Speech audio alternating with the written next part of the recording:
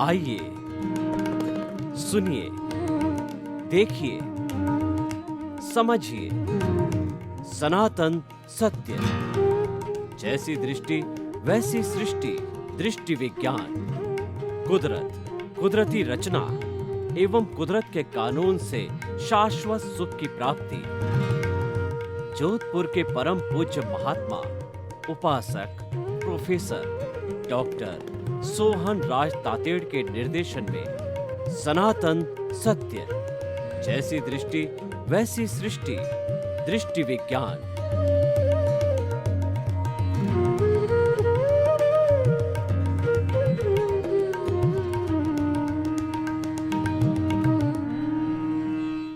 चंदेषु निम्मलयरा आयचेषु अय्यं पयासयरा सागरवर गंभीरा सिद्धा सिद्धिं मम दिशन्तु, सिद्धा सिद्धिं मम दिशन्तु। इस प्रार्थना में भक्त ने भगवान से प्रार्थना की कि संपूर्ण लोक का कल्याण हो, जगत के सब जीवों को सुख मिले, शांति मिले, आनंद मिले, प्रेम मिले, सौहार्द मिले, मुक्ति मिले। इसलिए हे प्रभु परमात्मा, हम सभी मानवों के भीतर आप एक ऐसा करुणा का, अहिंसा का बीज वपन करो कि सब हम भाई भाई की तरह प्रेम से रहें, आपस में झगड़े नहीं, किसी की निंदा नहीं करें और किसी का तिरस्कार नहीं करें, किसी को नीचा दिखाने की कार्रवाई नहीं करें। सनातन सत्य, यूनिवर्सल ट्रुथ, सार्वभौम सत्य एक ऐसा कार्यक्रम है जिसके माध्यम से हम आपको शाश्वत सुख की नींव लगाना चाहते हैं। अगर इस जन्म में आपने शाश्वत सुख की नींव लगा दी तो आने वाले जन्मों में आप मान करके चलें कि वैसी प्रतिष्ठा होती रहेगी और आप कुछ ही भवों में मुक्ति को प्राप्त हो सकते हैं। नींव लगना जरूरी है। ये जो है हमारे सनातन सत्य का सब कार्य हम अलग अलग विषयों के माध्यम से करते हैं। तो आज का हमारा बहुत ही सुंदर विषय है कुदरती रचना। देखिए, हम बोलचाल की भाषा में बोलते हैं कि ये तो कुदरती रचना है, ये तो ईश्वर की रचना है, ईश्वर के द्वारा दी गई है। उसी कुदरती रचना के हम आपको दर्शन कराना चाहते हैं कि ये पूरी सारी पृथ्वी जिसपे 210 कंट्रीज आते हैं, सारी पृथ्वी जो है वो सारा लोक कहलाती है और उस लोक के बाहर अलोक है, उस लोक को ही हम कुदरत कहते हैं। तो ये सारा जो लोक क्या है, इसको कौन संचालित करता है, ये किससे निर्मित है, ये हम आपको बताते हैं। हमारा सनातन सत्य कार्यक्रम किसी भी धर्म, संप्रदाय, जाति, ईश्वर, फॉर्मेट, रिचुअल, संस्था, मंत्र पर आधारित नहीं है, कुदरत पर आधारित है। कुदरत को समर्पण सच्चा समर्पण है। कुदरती ईश्वर है, कुदरती हमारी माँ है, कुदरती हमको जन्म देने वाली है, कुदरती हमारा ऑपरेटर का, हमारा निर्माण करने वाला ऑपरेटर, क्रिएटर और डिस्ट्रॉयर, वो सब कुदरत है। यानी सब कुछ कुदरत में समाहित है और हम ही उस कुदरत में रहते हैं और कुदरत में रह करके हम समस्त 7.8 की रिजर्व की जनसंख्या है वो सारा अपना जीवन सुख से यापन करते हैं। तो जिसमें हम जी रहे हैं उसकी रचना की जानकारी होना बहुत ज़रूरी है, क्योंकि जिसको हम भगवान मानते हैं, जिसको हम माँ मानते हैं, तो वो कैसी बनी हुई है। हमने पिछले एपिसोड के अंदर बताया कि कुदरत पंचभूतात्मक है।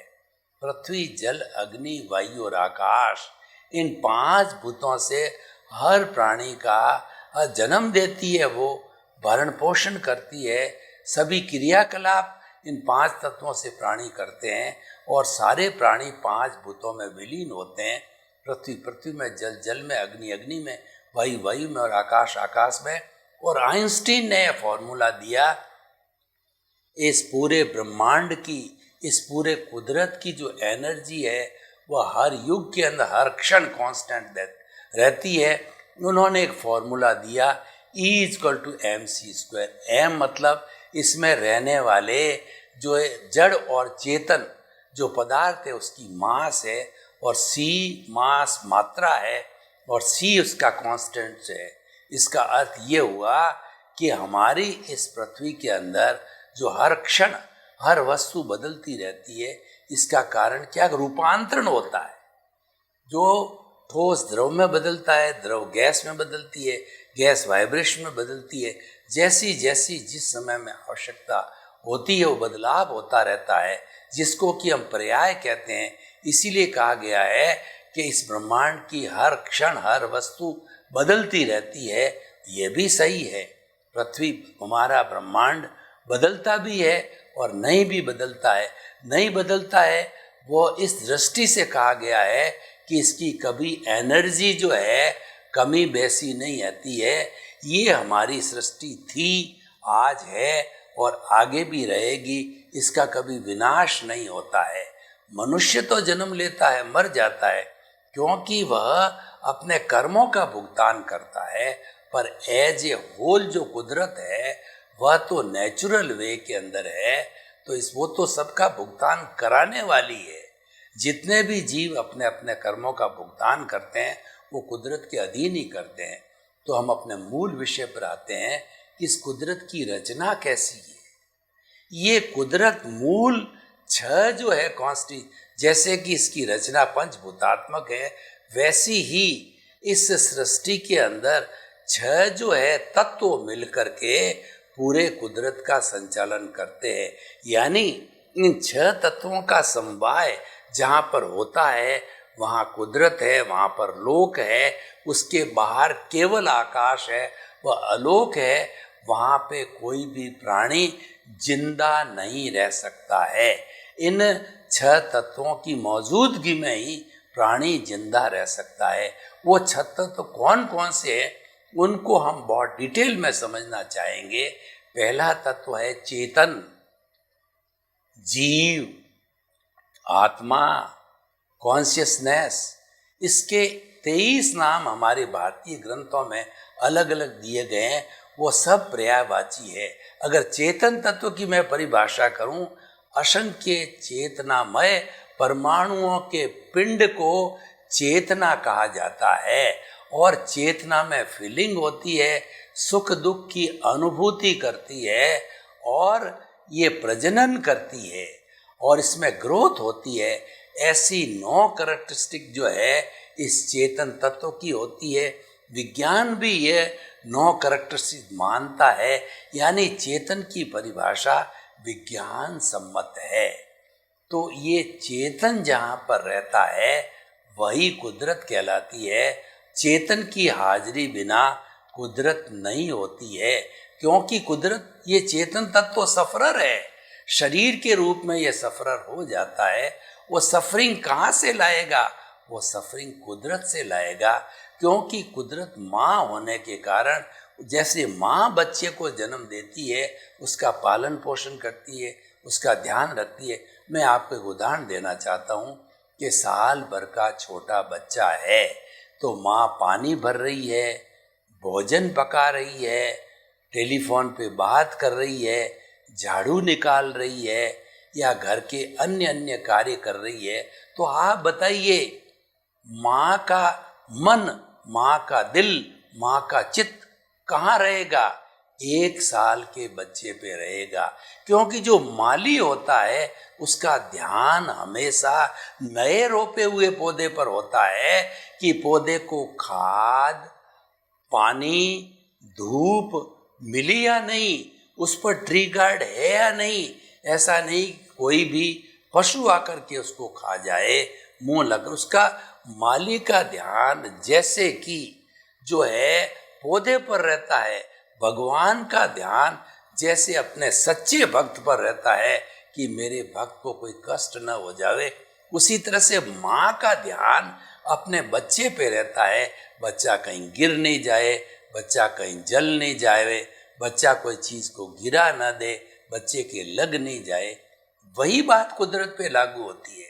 कुदरत हमेशा चिंता करती है कि मेरी जितनी ये संतान है 84 लाख जीवा योनि की, वो संतान को कोई दुख दर्द नहीं होना चाहिए। और हमारी माँ कहती है कि सृष्टि में तुम्हारे सबके भरण पोषण करने का मेरे पास में पर्याप्त खजाना है और तुम आराम से अपना जीवन यापन कर सकते हो।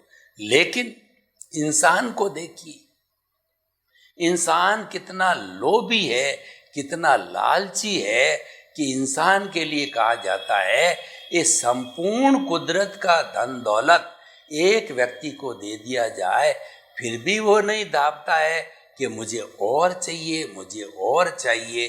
क्योंकि जो है ये उसकी हवस होती है, वो कभी भी नहीं दाबता है। क्योंकि इंसान में दोनों बातें हैं।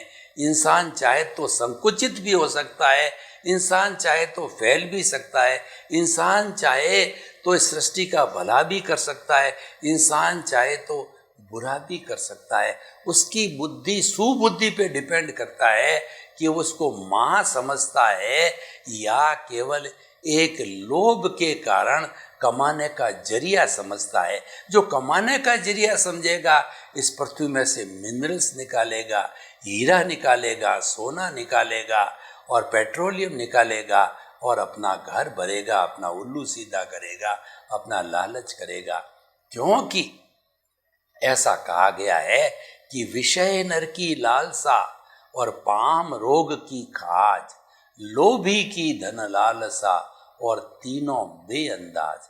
कितना सुंदर कहा है कवि ने कि जो विषयी व्यक्ति होता है, व्यभिचारी होता है, वो विषयों का सेवन करते करते अपने वीर्य को नष्ट कर देता है, दुबला पड़ता मर्त रूप में हो जाता है, विषय नहीं छोड़ता। और पाम रोग की खाज जिसको पुरानी हो जाती है, वो खाज को खणता रहता है, उस पर खाज करता रहता है, उसको खून निकल जाए तो भी वह नहीं रुकता है, क्योंकि उसकी लालसा ऐसी है। लोभी के क्या होता है कि वह तो मेरा घर भरना चाहिए।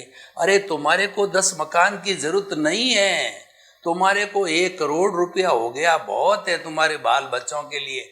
वह 10 करोड़ इकट्ठा करता है। वह एक गाड़ी बहुत होती है, 10 गाड़ियां खड़ी करता है, 15 मोबाइल करता है, 100 ड्रेसें रखता है, क्योंकि वह लोभी है, वो संग्रही है, वो संग्रह करता है। ऐसा व्यक्ति माँ का अपमान करता है, वह शोषण करता है और अपने भाइयों के साथ वो अन्याय करता है। देखिए कि जब माँ ने, प्रकृति ने यह सुविधा कर दी कि तुम्हारे सब चीजें सबको मिलेगी, लेकिन पाती से मिलेगी। 10 लड्डू है घर में, 10 खाने वाले, माँ ने एक एक दे दिया, अच्छी बात है। और एक अगर पड़े हैं तो उसने 5 खा गया तो 5 वंचित रह गया। वही ठीक हिसाब हमारे साथ है। आप इच्छा परिमाण कीजिए, आपके परिवार के भरण पोषण के लिए जितनी आवश्यकता है आपको अलाउड कर दिया गया है, आप रखिए। मोबाइल रखिए, गाड़ी रखिए, घर रखिए, कपड़े रखिए, रोटी कपड़ा मकान शिक्षा चिकित्सा सबकी व्यवस्था कीजिए। लेकिन उसके आगे तो कहीं कहीं इच्छा परिमाण करो, कहीं न कहीं ब्रेक लगाओ, लेकिन वो लगाता नहीं है क्योंकि वो ग्रीडी है। खैर, अब मूल विषय पर आते, हम विषय की गहराई में चले जाते हैं। तो ये हमारा चेतन तत्व की बात की। दूसरा तत्व है जड़। जड़ तत्व जो है वर्ण गंध रस स्पर्श वाला होता है, गलन मिलन धर्मा होता है। जो हमारा जड़ का जो सूक्ष्मतम और जड़ का जो कहना चाहिए सबसे विशुद्ध रूप है परमाणु है। भगवान महावीर स्वामी ने कहा कि जो परमाणु होता है जड़ का सबसे सूक्ष्मतम रूप, शुद्धतम रूप, वो नॉन डिस्ट्रक्टिबल है, वो नॉन डिविजिबल है, वह न तो तोड़ा जा सकता है और अतिरिक्त न कभी समाप्त होता है। It is eternal for ever. जैसे कि चेतन तत्व एक सा रहता है, वह भी एक सा रहता है। जब एक परमाणु दो द्विपरमाणु बनता है, चतुर्परमाणु बनता है, अष्ट परमाणु बनता है, तो बनते बनते वो अणु होता है, और अणु से हमारी ये घर, मकान, इमारतें, सारी चीज़ बनती है। सब जड़ है। जड़ के फीलिंग्स नहीं होती, जड़ के दुख दर्द नहीं होता है।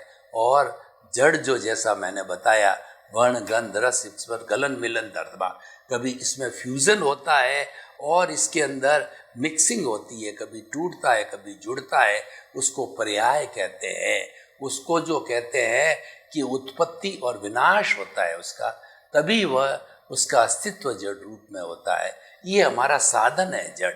पुद्गल पदार्थ जितना है वो साधन है जड़ पदार्थ। तो चेतन, दूसरा जड़, और तीसरा देखिए, जब कोई भी जड़ तत्व यानी गाड़ी मोशन करना चाहती है, चेतन तत्व में जैसे मैं हाथ हिलाने चलता हूँ, मेरे शरीर के अंदर ब्लड चल रहा है, भोजन पच रहा है, उत्सर्जन तंत्र चल रहा है, ये जितनी भी मेरे शरीर में गति हो रही है, जितना भी जड़ पदार्थ भाग रहा है, ट्रेन भाग रही है, फ्लाइट भाग रही है, और जितने भी कैमरा भाग रहा है, जितना जितना भी गति का काम है, मोशन तत्व है, उसको हम धर्मास्तिक कहते हैं। उसको जो हम गति सहायक तत्व कहते हैं। ये तत्व पूरे ब्रह्मांड के अंदर, पूरे लोक में, पूरे कुदरत में सुई की नोक लगावे उतनी जगह भी खाली नहीं है। ये पौद्गलिक है, ये टोटल एक द्रव्य है, और जो है ये अनादि अनंत काल से हमेशा था, है और आगे भी रहेगा। इसका लक्षण क्या है कि कोई भी जड़ या चेतन इसकी डिमांड करेगा, इससे रिक्वेस्ट करेगा कि मुझे हाथ हिलाना है, ट्रेन कहेगी मुझे अब दौड़ना है, जो है एथलीट कहेगा कि मुझे दौड़ना है। तो जो ही किसी ने रिक्वेस्ट करते ही, ये तो पूरे ब्रह्मांड में अमेरिका, यूके और 210 कंट्री भारत में, सब जगह एक सा हाजिर है। उद्गल है, एक द्रव है और अमूर्त है, दिखाई नहीं देता है, सब जगह हाजिर है। इसीलिए ये सारा जितना भी हमारा गति का काम करता है, ये गति सहायक तत्व है, उससे सब मोशन में आते हैं, चाहे जड़ और चेतन हो। और चौथा तत्व ये है कि ये जड़ या चेतन चलते चलते जब स्थिर होना चाहते हैं, मनुष्य चल रहा है और लंबा चलने के बाद उसके अंदर थकान आ गई, वो चाहता है किसी पेड़ की छाया के नीचे मैं थोड़ा विश्राम करूं, और ट्रेन चाहती है कि अब मैं रुक जाऊं, या ड्राइवर रोकना चाहता है, फ्लाइट को रोकना चाहता है, यानी स्थिति चाहते हैं। दौड़ता व्यक्ति चाहता है कि मैं रुक जाऊं, स्थिति चाहते हैं। तो पूरे ब्रह्मांड में ठीक उसी तरीके से जैसे गति सहायक तत्व है, स्थिति सहायक रेस्ट तत्व भी मौजूद है। उसी रूप में, उसी गुणों के अंदर एक गुण का अंतर है, वो तो गति देता है और ये रेस्ट देता है। बाकी सारे जो है अवस्थाएं उसकी एक सी है, उसको मैं रिपीट नहीं करना चाहता हूँ। पूरे ब्रह्मांड के अंदर ये सुई की नोक देवे उतनी जगह खाली में भी दोनों मोशन और रेस्ट तत्व, गति सहायक और स्थिति सहायक तत्व जो है वो खाली नहीं है, वो मौजूद रहते हैं। तो चेतन, जड़, गति सहायक, स्थिति सहायक। पांचवा जो तत्व है टाइम, टाइम का छोटा से छोटा रूप इतना होता है, पलक झपते ही समय, कई असंख्य समय निकल जाते हैं। उसके बाद में सेकंड है, फिर मिनट है, फिर घंटा है, उसके बाद में दिन रात है, दिन है, और उसके बाद में सप्ताह है, महीना है, वर्ष है, शताब्दी है, और उसके बाद में अवसर्पिणी प्यार, उत्सर्पिणी काल, बड़ा से बड़ा रूप 20 करोड़ करोड़ सागर का एक काल चक्र है जो कि घूमता रहता है। ये सारा टाइम है। टाइम हमें वर्तना देता है, हमको बताता है अभी 5 मिनट, अभी 5 बजे हैं, सुबह के 7 बजे हैं, रात के 12 बजे हैं, मुझे 5 बजे उठना है, मुझे 7 बजे ट्रेन पकड़नी है, मुझे 10 बजे स्टूडियो जाना है, मुझे इतने बजे बैंक जाना है। ये सारी वर्तना देने वाला टाइम तत्व है, पूरे ब्रह्मांड, पूरे विश्व, पूरी कुदरत में छाया हुआ। तो देखिए कुदरत माँ का कितना बड़ा अकाउंट है। तो इसीलिए हम जो सनातन सत्य की आपको बात करते हैं, कहीं बांध के नहीं रखते हैं। हम किसी पर्टिकुलर विचारधारा में आपको बाध्य नहीं करते हैं कि आप उसी ईश्वर को मानो, उसी मंत्र का उच्चारण करो और उसी संप्रदाय को मानो, उसी रिचुअल को मानो, उसी संस्था को मानो। नहीं, हम तो कहते हैं आप कुदरत को मानो। कुदरत सबकी है, सबको समान देखती है, समान भरण पोषण करती है, समान व्यवहार करती है। तो हमारा जो है ये टाइम तत्व है, छठा तत्व है, अंतिम तत्व है कुदरत की रचना का, वो है स्पेस, आकाश। हमको आकाश ब्लू ब्लू दिखाई देता है, वास्तव में ये ब्लू कलर नहीं है। ये जो रेत के कण होते हैं वो इकट्ठे होकर के दूर जा कर के और हमको जो है रिफ्रैक्शन के माध्यम से वो ब्लू दिखाई देते हैं। और देखिए कितना प्रकृति का नियम है कि पानी बरसता है, पानी बरसने के बाद के अंदर पहले जो है तालाबों में, नदियों के अंदर, फिर समुंदर में इकट्ठा होता है। गर्मी आती है, समुंदर से भाप उड़ती है, वो भाप आकाश में जाकर के वो ठंडी होती है, उसमें ह्यूमिडिटी आती है, आर्द्रता आती है और वो बूंद का रूप लेता है, वो बादली का रूप लेता है और समय के अनुसार पूरी दुनिया के अंदर वो बरसता है। कहीं ज़्यादा बरसता है, कहीं कम बरसता है। जैसा जैसा आर्द्रता होती है, जैसा जैसा टेम्परेचर, जैसी जैसी ह्यूमिडिटी होती है, जैसे जैसे वन चाहिए इसके लिए, समुंदर चाहिए, जो सारी जो परिस्थितियाँ होती है उसके अनुरूप बारिश होती है। चेरापूंजी में विश्व की हाईएस्ट बारिश होती है, 250 इंच, 250 सेंटीमीटर, 10 इंच बारिश एक ही दिन में हाईएस्ट हो जाती है। वो अगर हमारे भारत में हो तो पूरा भारत डूब जाए। तो हमको उतनी बारिश की जरूरत नहीं है, ईश्वर की कृपा है। तो ये आकाश हमें अवगाहना देता है। मैं बैठा हूँ, इतनी जगह घेरता हूँ, ये आकाश ने कृपा करके मुझे ये जगह दी। आप मेरे सामने बैठे हो, जितनी जगह व्यक्ति सोया हुआ उतनी जगह, जितना व्यक्ति चल रहा है उतनी जगह, हर वस्तु को, जड़ और चेतन को ये अवगाहना देती। अगर अवगाहना न होती, मैं आपके ऊपर पड़ता, आप किसी तीसरे के ऊपर पड़ते, धप्पा मुक्की, धक्का मुक्की चलती रहती और हम लुढ़कते करते, मरते, घायल होते होते हम अपना जगह नहीं बना देते। तो कितनी बड़ी कृपा इस आकाश की है कि हमको जगह देता है। तो देखिए कितनी बड़ी विशाल कुदरती रचना है। चाहे आप इसको कहो ईश्वरी रचना कहो, कुदरत की रचना कहो, आप अपने हिसाब से कुछ भी नाम दे दो, पर सनातन सत्य ये है, ये रियलिटी ये है कि वास्तव में ये 6 तत्व मिलकर के इस पूरी कुदरत का संचालन करते हैं और इनका ही कानून लगता है। कानून अलग से विषय आएगा जब हम बात करेंगे। तो कुदरत का कानून भी, अभी हम ये रचना की बात करते हैं। देखिए ऐसा कभी नहीं होता कि इन 6 तत्व में से एक तत्व भी एब्सेंट हो। न अनादिकाल से हुआ है, न आगे होगा, क्योंकि कुदरत थी, कुदरत है और कुदरत रहेगी। बस होता क्या है कि इसमें से जो फास्ट स्पीड से जो बदलता है वो जड़ और चेतन बदलता है। बाकी के 4 तत्वों में बदलाव नहीं आता है। जड़ गलन मिलन धर्मा है, टूटता है, कभी अभ्रक बनता है, कभी भोडक बनता है, कभी मिट्टी बनता है, कभी सोना बनता है, कभी हीरा बनता है, पलटता रहता है। 106 तत्व बताए वैज्ञानिकों ने, उन तत्वों के अंदर बदलता रहता है। और चेतन है, वह चेतन क्या है कि वो कर्मों का उपभोग करता है। जैसे जैसे कॉजेज डालता है, उन कॉजेज के अनुसार कॉजल बॉडी बनती है और वो कॉजल बॉडी जो है कारण होती है और वो कार्य रूप में जब नेक्स्ट बर्थ में बदलती है, कॉज से जो इफेक्ट रूप में बदलती है, तब वो कर्म फल बन जाती है। पहले तो कर्म बीज था, कॉज इज ए कर्म बीज, एंड जो है एनोदर बॉडी है वो इफेक्ट है। यानी जो बॉडी आज मुझे जो बॉडी मिली है, पूर्व जन्म का मेरा कॉज था जो कि कर्म बीज था, वो आज कर्म फल रूप में उदय और प्रारब्ध बोलते हैं उसको, उसके अधीन आया है। और जीवन भर जो है उदय और प्रारब्ध के अधीन मैं नाचता रहता हूँ।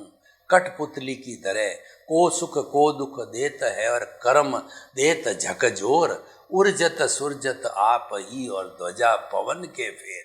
मैं आपसे प्रश्न करना चाहता हूँ कि ये भगवान के मंदिर पे जो ध्वजा होती है उसको कौन फहराता है और कौन समेटता है?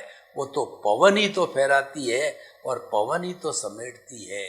तो कहने का अर्थ ये है कि वह पवन के अधीन है। तो हमारे जीवन को भी सुख और दुख देने वाले हमारे खुद के कर्म हैं और कोई भी सुख दुख नहीं देता है। दुनिया में ऐसी कोई भी ताकत नहीं है, 33 करोड़ देवी देवता को भी ले लो, कोई भी ऐसा पावरफुल देवता नहीं है जो कि आपका भला कर सके और जो बुरा कर सके। ये बात अलग है। अपने अपने इष्ट देव होते हैं, अपनी अपनी श्रद्धा होती है, कॉन्सोलेशन मिलता है, शांति मिलती है कि हमने ईश्वर की भक्ति की, ईश्वर को समर्पित हो गए, तो अब जैसा ईश्वर चाहेगा वैसा करेगा। यानी हम थोड़ा सा है शांति को प्राप्त करते हैं, लेकिन होता वही है, वही जो राम रचि रागा।